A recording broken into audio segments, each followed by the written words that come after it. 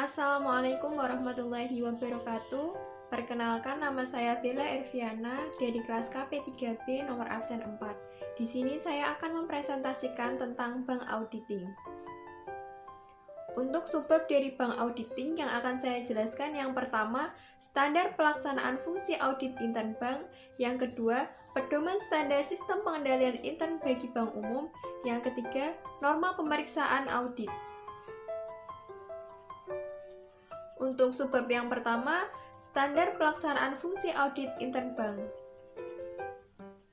Standar pelaksanaan fungsi audit intern bank merupakan standar yang memuat ukuran minimal tentang fungsi audit intern yang perlu diselenggarakan oleh bank umum, serta aspek-aspek yang berkaitan dengan pelaksanaan audit intern tersebut.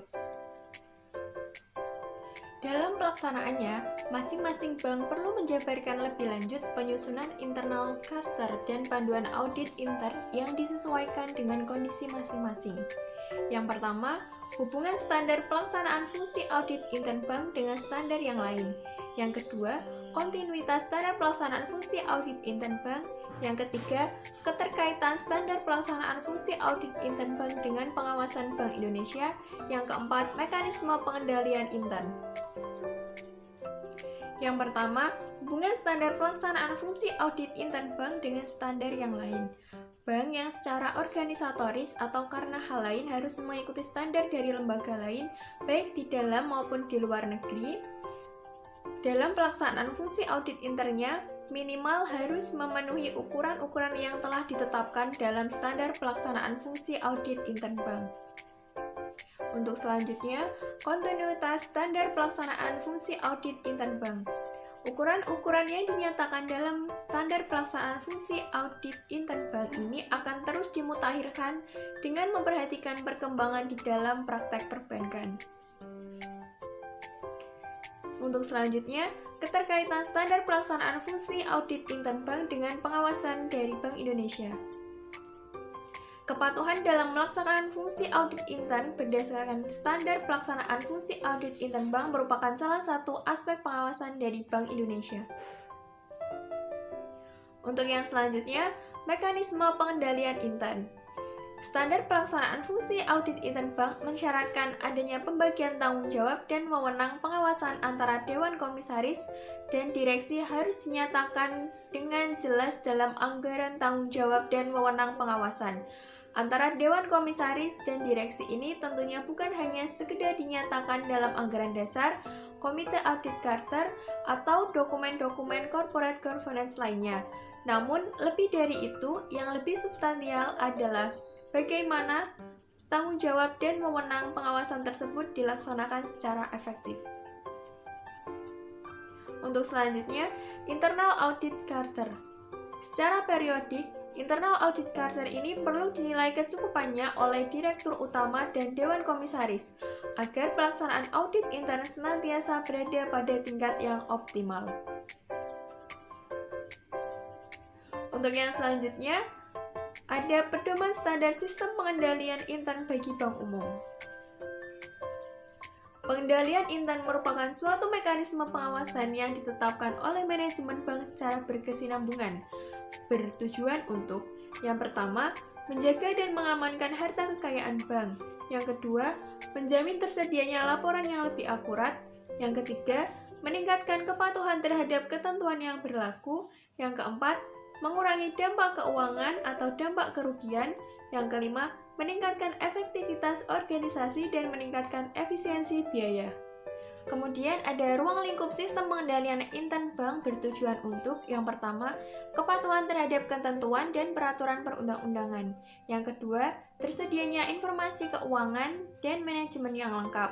Yang ketiga, efektivitas dan efisiensi dalam kegiatan usaha bank. Yang keempat, meningkatkan efektivitas budaya risiko pada organisasi bank secara menyeluruh. Bank terdiri dari 5 komponen utama yang satu sama lain saling berkaitan.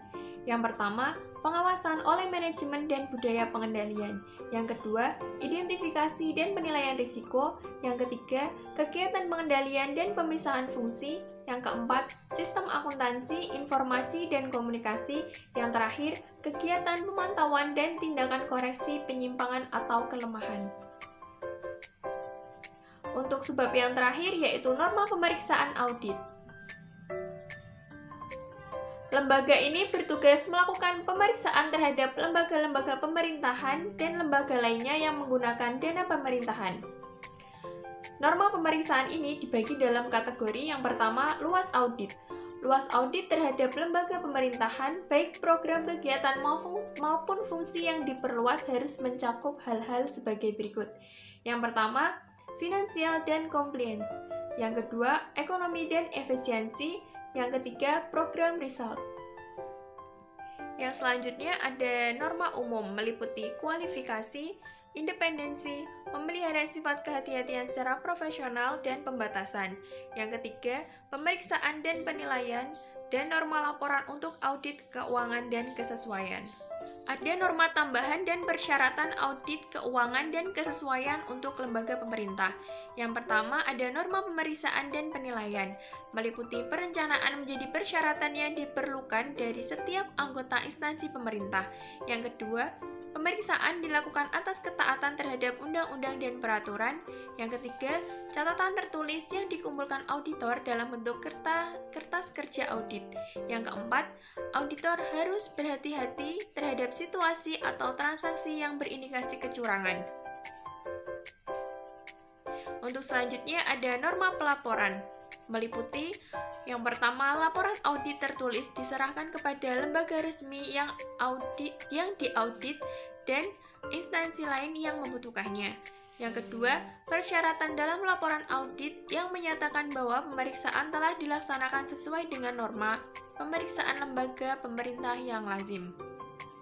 Yang ketiga, apakah laporan akuntan atas laporan keuangan suatu instansi atau laporan khusus harus berisi pernyataan tentang keyakinan yang positif atas pos-pos yang diperiksa dan keyakinan yang negatif untuk pos-pos yang tidak diperiksa.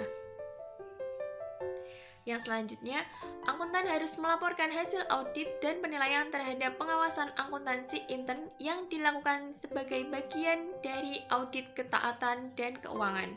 Yang kelima, apakah laporan akuntan atas laporan keuangan suatu instansi atau laporan terpisah harus menyatakan kelemahan-kelemahan material yang ditemukan selama pemeriksaan yang tidak ditemukan dalam poin ketiga sebelumnya. Yang keenam, jika informasi tidak langsung diungkapkan, laporan harus menyatakan sifat informasi yang dihilangkan dan persyaratan yang menyebabkan perlunya informasi itu tidak dimuat. Sekian presentasi dari saya. Mohon maaf apabila ada kesalahan dalam pengucapan. Wassalamualaikum warahmatullahi wabarakatuh. Terima kasih.